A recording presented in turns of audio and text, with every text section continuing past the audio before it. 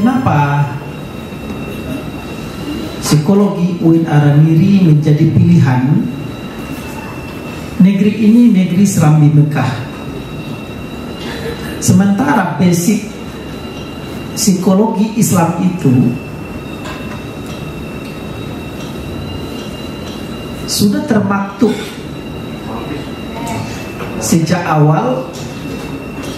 Kalau kita merujuk hanya kepada Rasulullah, maka pada kesempatan itu telah ada tanda-tanda bahwa Muhammad SAW itu adalah psikolog agung.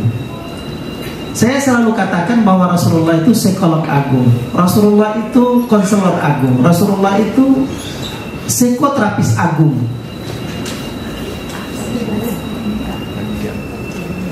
Tetapi sesungguhnya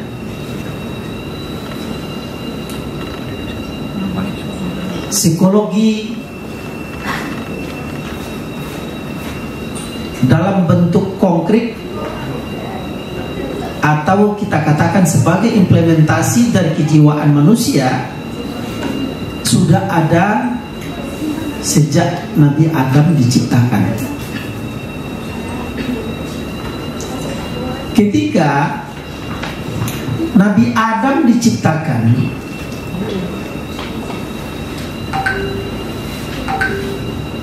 ada problem yang sangat berat dihadapi oleh Nabi Adam.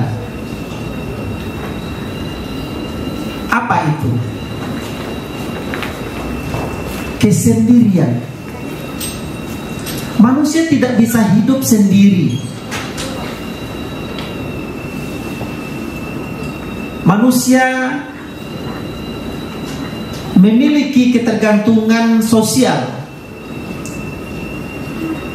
yang kita sebut sebagai manusia sebagai zon politikon, yang mereka hidup berkelompok. Adam tidak tahan hidup sendiri, lalu kemudian bermohon kepada Allah Subhanahu wa Ta'ala untuk diciptakan seseorang yang menjadi kemudian kita kenal sebagai jantung hati, pelipur lara. Siapa itu? Hawa. Jadi kalau misalnya habitat kemanusiaan ingin mendapatkan cinta kasih, ingin mendapatkan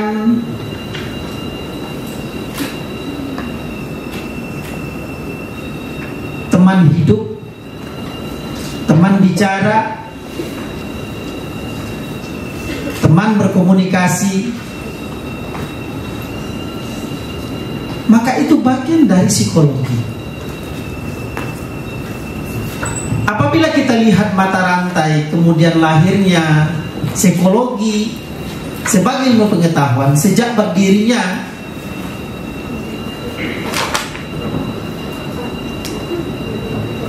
laboratorium psikologi di Leipzig pada akhir abad ke-18 oleh Wilhelm Wundt,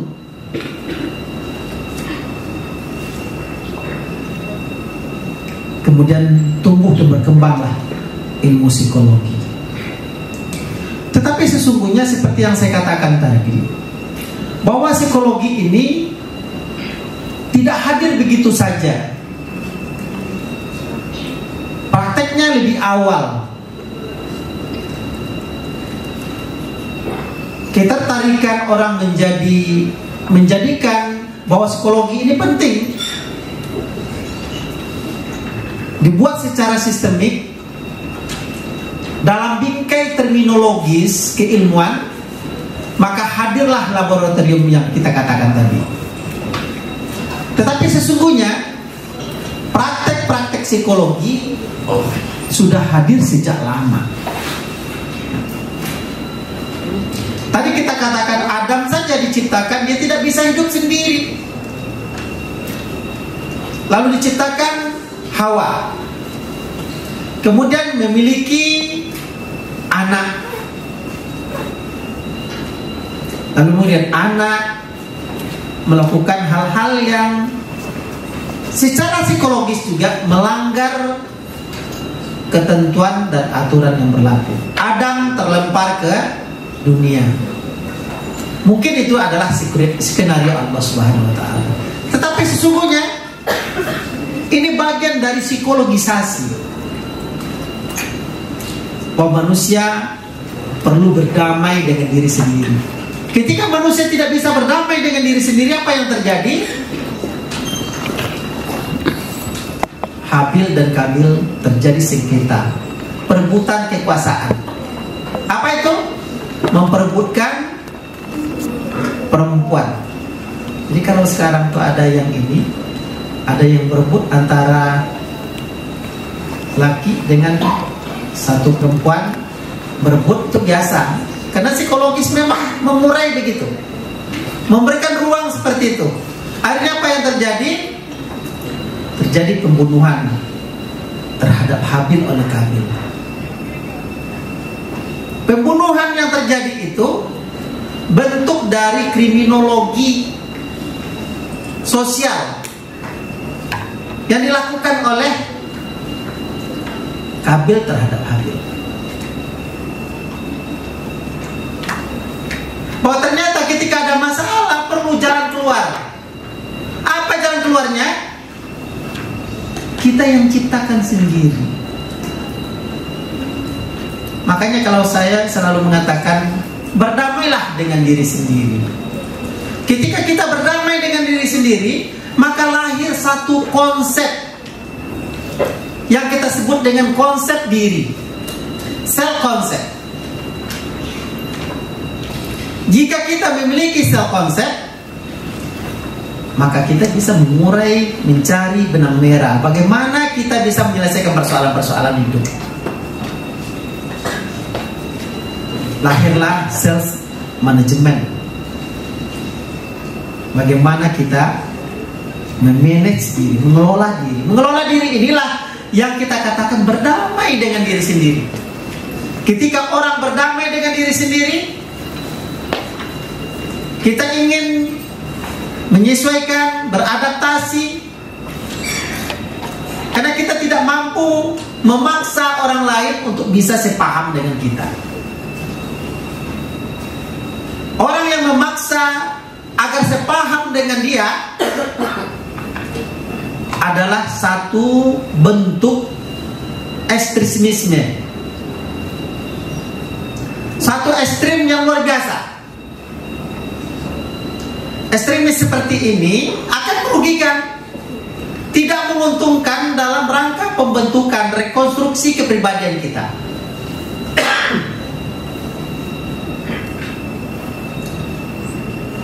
Karena saban hari kita bentuk kepribadian, kita melakukan apa? Konkretnya apa? Psikospiritual. Maka berdamai dengan diri sendiri ketika, kalau kita buat contoh begini,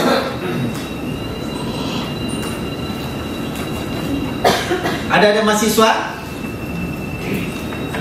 ini botol tertutup rapi, betul? Betul. Kira-kira kita apakan pun dia nak keluar air kan? Bisa ditutup? Bisa. Bisa kan berarti kan? Bisa ditutup.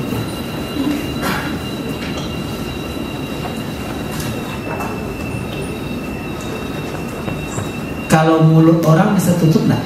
Ya. Siapa yang bisa menutup mulut? Diri. Artinya harus ada azam yang kuat untuk menutup mulut, untuk tidak berbicara, untuk tidak berghibah, untuk tidak merugikan orang lain, untuk tidak menyakiti orang lain. Nah, jika kita sama-sama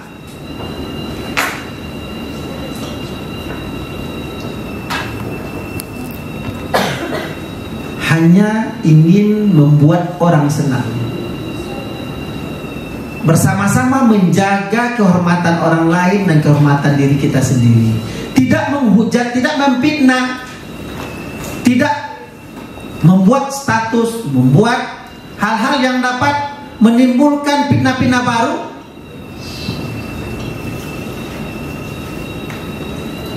Di media sosial, di media massa dan lain sebagainya. Maka hampir dipastikan kita telah membuat damai. Damai yang kita ciptakan sendiri. Nah, jika semua orang sama-sama menjaga, menghargai, menghormati, tidak melakukan hal-hal yang negatif,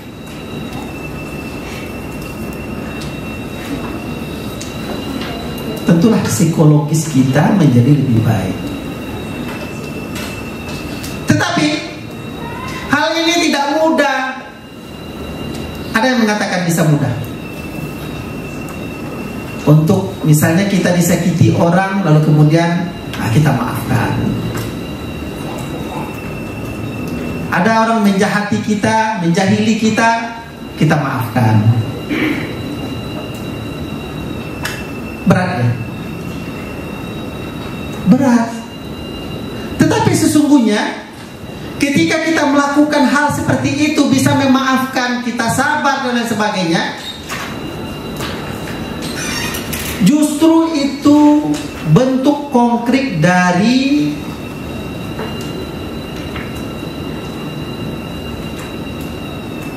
self management. Kita mengelola batin dia. Batin kita kelola dengan baik. Jika batin kita kelola dengan baik,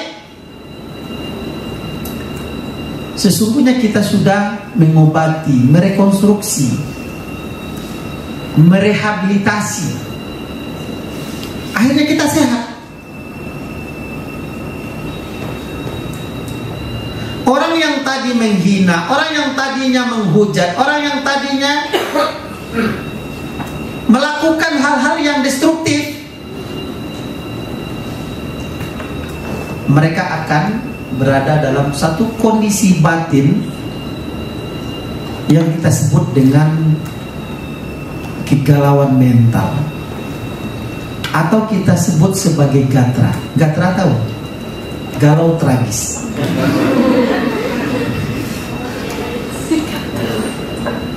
Jadi jangan pikir ketika orang menyakiti kita lalu kemudian kita maafkan, tidak berdampak positif. Kita jadi sehat, orang yang menyakiti tadi menjadi sakit. Sakit jiwanya. Kok orang itu saya sakiti kok tenang aja ya? Pusing pula saya menyakitinya nih. Saya cari jalan lain lah bagaimana menyakitinya. Dan kita tetap merasakan tidak ada apa-apa. Kita maafkan, kita tidak ada dendam. Karena jika kita perturutkan nafsu angkara murka di kita untuk balas dendam,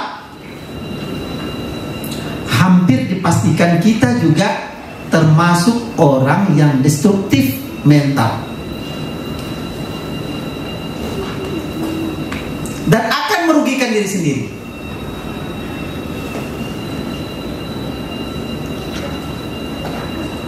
Kok logikanya terbalik ya? Harusnya kalau orang memukul kita, kita harus pukul lagi lebih kuat. Kalau orang pukul 1 kali, kita pukul 2 kali, gitu ya. Kita ubah mindset itu. Kita dipukul 1 kali, kita 0 pukul. Dipukul 20 kali, kita 0 pukul.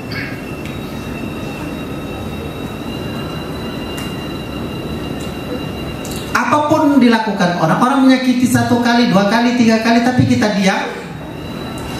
Ternyata dalam rumus beda dengan sepak bola. Kalau sepak bola semakin banyak gol, kita semakin banyak menang.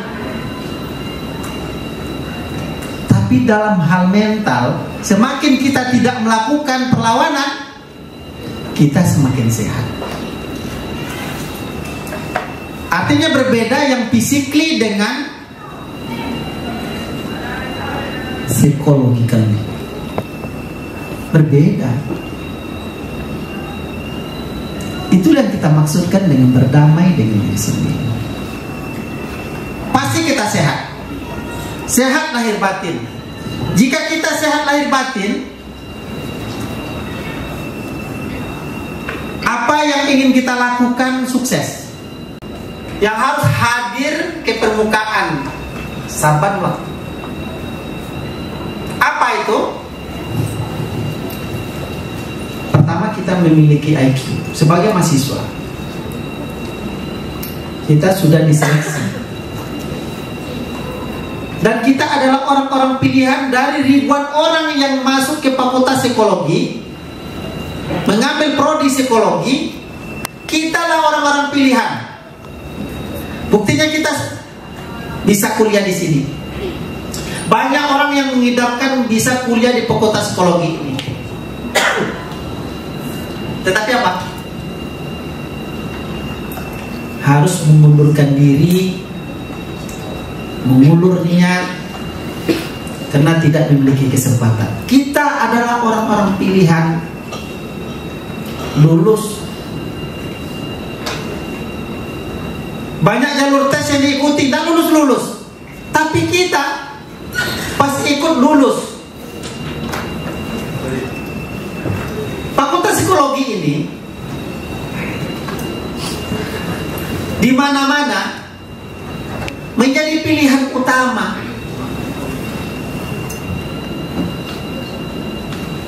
Peminatnya luar biasa. Paling tidak 1/10 bandingannya. 10 masuk, lulus 1. Jika terima 200, berarti ada 2000 peserta tes. Dan kita pilihan dari 200 itu. Artinya apa? Bahwa kita ini adalah orang-orang pilihan yang memiliki IQ di atas rata-rata yang 2000 tadi. Jika kita memiliki IQ yang rata-rata di atas yang tidak lulus, artinya kita sudah memiliki satu tahapan yang namanya kecerdasan intelektual. Itu yang pertama. Jika kita memiliki kecerdasan intelektual di atas rata-rata peserta tes, maka tinggal kita menyempurnakannya. Apa? Menyempurnakannya dengan psikoemosional.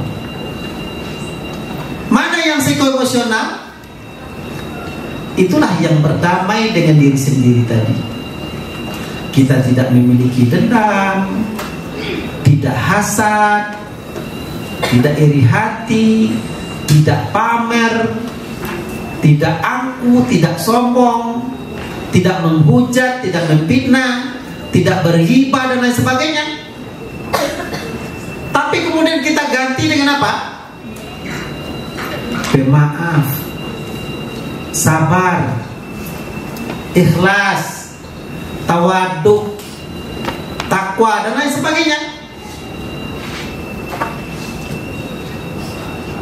Karena sifat-sifat positif itu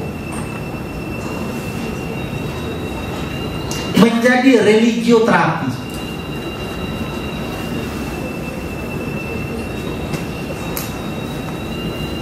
Menjadi bagian dari psikoemosional yang mengurai hal-hal yang negatif ke sana, positif ke sini.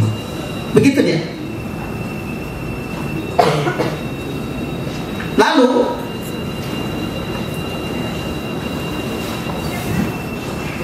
muncullah tahapan ketiga yang harus kita miliki. Apa namanya? Psikospiritual. Apa yang perlu kita bangun melalui psikospiritual? Karena banyak orang yang memiliki intelektual bagus, kurang memiliki psikoemosional dan tidak memiliki psikospiritual, mereka merugi. Innal insana lafi khusri. Jadi banyak orang yang merugi. Illal lazi na'amanu wa 'amilus sholihat wa tawasaw bil haqq wa tawasaw bis sabr. Jaminan kan? Beriman, beramal, saling menasihati dengan kebenaran dan bersabar. Jika terbangun psikospiritual ini dengan baik, maka hal-hal yang tadi dapat merugikan kejiwaan kita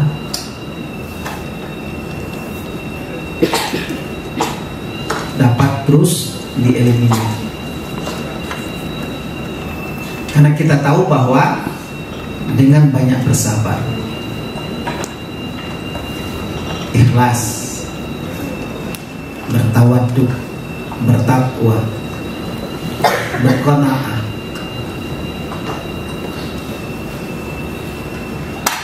akan menjadikan kejiwaan kita menjadi lebih baik. Tapi tentu ini tidak serta-merta muncul kesabaran, keikhlasan muncul, ketakwaan muncul tanpa amal soleh. Tentu tidak hanya melaksanakan sholat fardu, tidak hanya melaksanakan puasa fardu,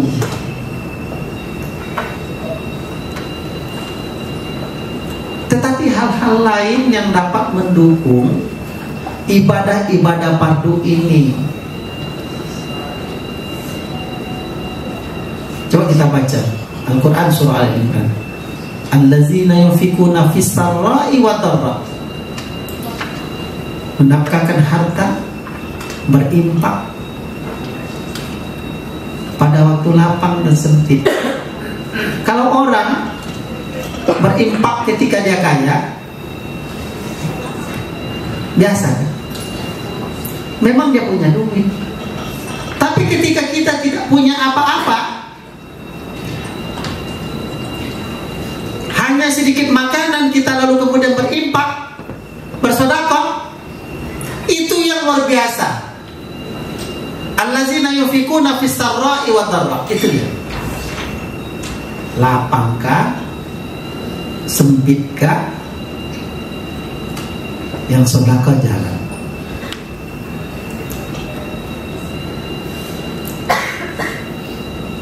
Sebuah kisah Fatimah Az-Zahra.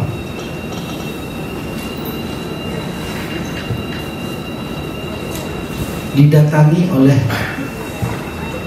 seorang tua yang katanya sudah sangat lapar. Sudah 2 kali, 3 kali jadwal makan, beliau juga tidak makan karena tidak ada yang mau dimakan. Lalu kemudian datang ke Fatimah. Datang ke Fatimah menyampaikan bahwa dia kelaparan, sudah berhari tidak makan, dengan tergopoh-gopoh dan loyo, minta 1 butir, 2 butir kurma. Fatimah tidak melihat 1 butir pun makanan yang bisa diberikan kepada orang tua ini. Tetapi kemudian apa? Fatimah ingat dia memiliki si untai kalung. Si untai kalung inilah yang kemudian diberikan kepada orang tua ini tadi. Ketika diberikan, kata orang tua itu, saya tidak butuh kalung, saya butuh makan. Cerdasnya Fatimah disampaikan, nanti bawa ke rumah makan. Ke rumah makan itu bawa. jual di situ atau ganti dengan itu. Dulu kan barter.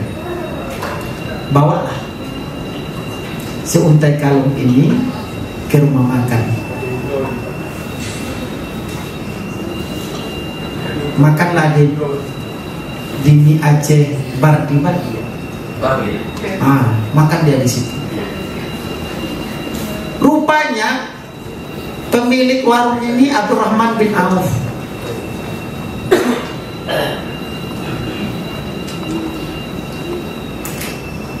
Dikasih makan lalu kemudian dibayar dengan seuntai kalung. Dilihat kalung, oh ini kalung Fatimah. Jadi kata si Abdurrahman ini pemilik restoran, kalau ini yang dikasih oleh Fatimah, berarti Fatimah tidak memiliki makanan. Lalu apa?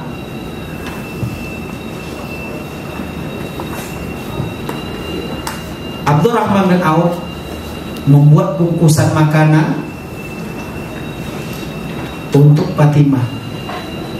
Tentu membuat juga bungkusan makanan untuk orang tua ini. Lalu kemudian kalung ini dikembalikan. Ini saya titip lagi agar diserahkan ke Fatimah Az-Zahra. Coba bayangkan, allazina yufikuna fis sarra'i wad dharra, berganti secepat itu dengan ayat yang sebelumnya, uiddat lil muttaqin. Artinya allazina yufikuna fis sarra'i wad dharra sudah diamalkan oleh Fatimah. Fatimah langsung mendapat ganti rugi, bukan ganti rugi, ganti untung. Bentuk dari psikologisasi. Nah, Islam menguraikan seperti itu.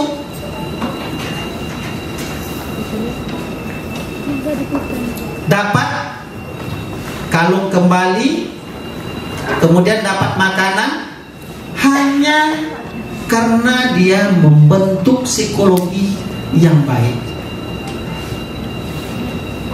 hanya karena mengamalkan allazina yunfikuna fis sarra'i wad dharra.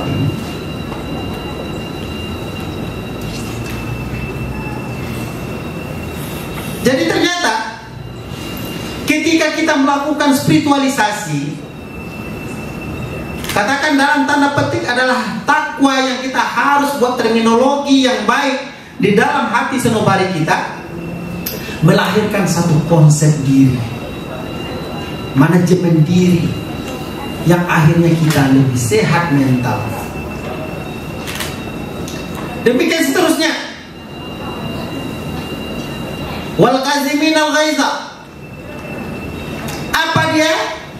Mengendalikan emosi. Mengendalikan emosi itu penting. Bukan menahan emosi, tapi mengendalikan emosi. Pernahkah kita menangis? Pernah. Tertawa, senyum, sedih, gembira, kita punya. Itu bagian dari emosi. Tapi kita kendalikan. Makanya tidak kita tahan. Kalau kita tahan, ketika dia membengkak, ini kayak ini nih. Ini kalau kita siram terus, apalagi dengan air panas, kita siram terus, kita buka ininya, ini akan melepuh. Betul nggak? Karena kita tahan. Tapi cobalah, ketika dia penuh, geser, masuk lagi botol kedua, geser. Jadi jiwa kita ini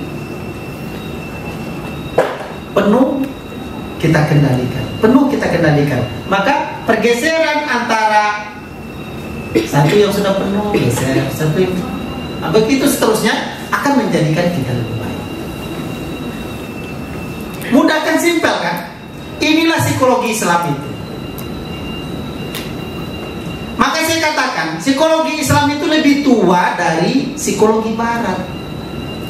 Psikologi Barat itu baru kemarin, pada tahun 1879. Itu yang lahirnya lab psikologi di Leipzig itu. Oleh siapa? Oleh Wundt.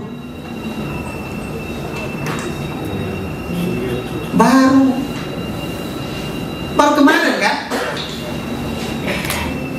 Tapi psikologi Islam, Rasulullah sudah praktekkan banyak hal. Apa yang dipraktekkan oleh Rasulullah? Memberi makan seorang buta Yahudi, bukan Islam. Setiap menjalan ke masjid itu disuapin oleh Rasulullah. Setiap Rasulullah suapin, apa kata orang buta Yahudi itu? Apa katanya? Muhammad itu, yang nyuapin Muhammadnya gila, majnun. Ajaran apa yang dibawa dia? Macam-macam penghinaan. Rasulullah selalu suapin aja dia.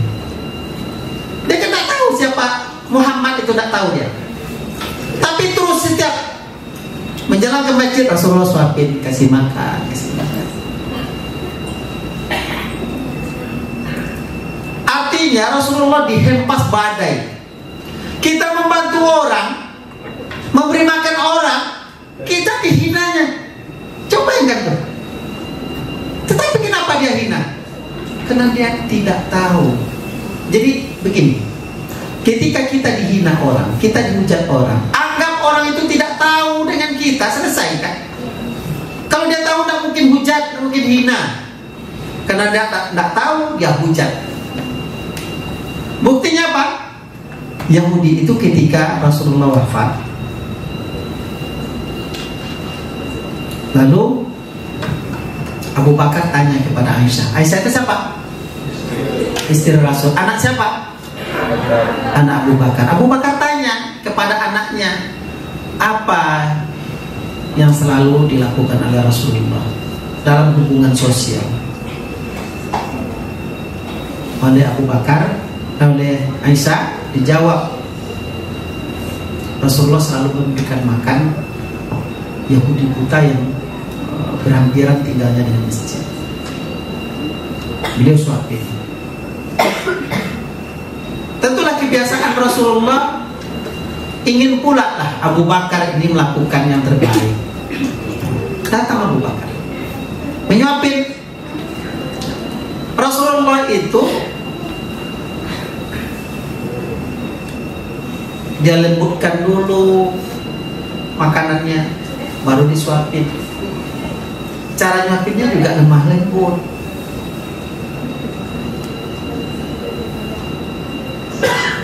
Abu Bakar tidak. Kalau ada kurma itu ada gigi tak? Ada. Oh ada. Nah, jadi langsung dengan apa itu, sebutir kurma itu dikasih apa? Tentulah keras.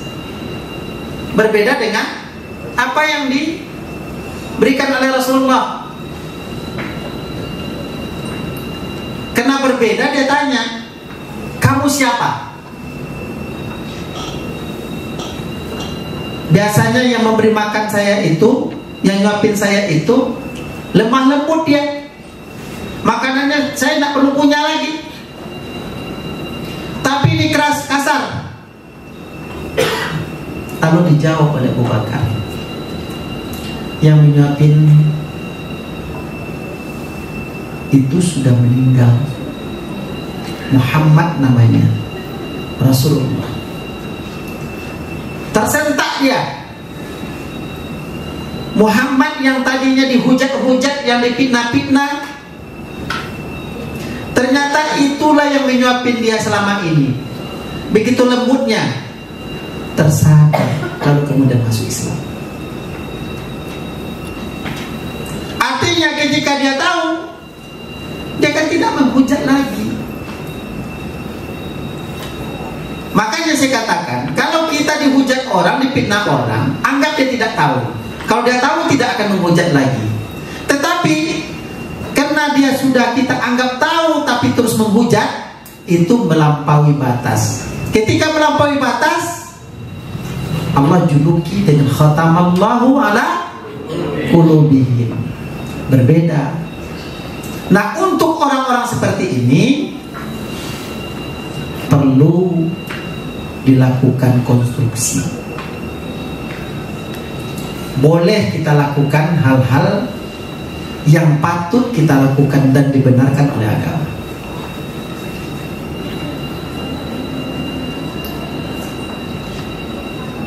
Karena kita sudah pastikan dia sudah tahu. Tapi kalau tidak, kita maafkan. Bisa ya? Begitulah 3 hal yang terpenting dalam membangun psikologisasi kehidupan kita. Pertama, memiliki IQ. Yang kedua, memiliki emosional. Yang ketiga, memiliki spiritual. Jika kita memiliki 3 hal ini, insya Allah kita berada dalam kesehatan mental paripurna. Demikian saya sampaikan. Mudah-mudahan berkah untuk kita semua. Dan kita berikan waktu untuk mendialogkan atau diskusi. Ini saya mahasiswa Prodi Psikologi, Fakultas Psikologi UNRI. Nah, saya bertanya Pak, yang tadi Bapak bilang kalau misalnya orang memukul kita dengan 1000 pukulan, nah cukup dengan 0 pukulan itu kan Pak. Nah, itu kan secara teori dan narasi itu kan Pak. Jadi bagaimana cara kita menginternalisasikannya di perilaku dan sikap kita, kayak mana misalnya ada orang yang nyakitin kita, terus apakah kita hanya diam? Bagaimana cara cerdas kita berperilaku terhadap orang yang nyakitin kita? Kan kayak mungkin gak semua orang bisa sabar itu Pak. Kayak misalnya kalau kita kebanyakan diam, kan itu artinya kita tidak melakukan pembelaan diri gitu. Kita tidak melakukan pembelaan diri dan kita tidak mempertahankan harga diri kita sebagai manusia gitu. Jadi kalau misalnya kita hanya diam ketika orang nyakitin kita, kan kayak orang bisa kayak seenaknya gitu Pak kepada kita. Nah, jadi bagaimana seharusnya kita bersikap dan berperilaku secara cerdas kalau ada orang yang menyakiti kita. Terima kasih. Perkenalkan, nama saya Fatal Muhibudin dari Fakultas Psikologi UIN Aradiri, jurusan Psikologi dari Leting 22. Bapak, saya ingin bertanya. Kebetulan tadi saya datangnya agak terlambat, tapi saya daftar ke psikologi ini karena saya dapat satu pertanyaan yang membuat saya bingung sampai sekarang, Pak. Yaitu tentang kepribadian ganda dalam konsep psikologi Islam. Itu bagaimana, Pak? Tentang kepribadian ganda dari sudut pandang Islam. Perkenalkan, nama saya Ade Afrina dari angkatan 2022. Di sini tadi Prof menyebutkan tentang 3 aspek yang harus dimiliki pada diri kita. Yang pertama itu memiliki IQ, psikoemosional, dan memiliki psikospiritual. Pertanyaan saya, bagaimana jika ketiga aspek itu ada salah satu yang tidak ada pada diri kita? Apa yang akan terjadi pada individu tersebut? Dan seperti yang kita tahu, sebelum ini di Aceh banyak sekali kasus-kasus bunuh diri pada kalangan mahasiswa. Apakah psikospiritual pada mahasiswa di Aceh itu kurang?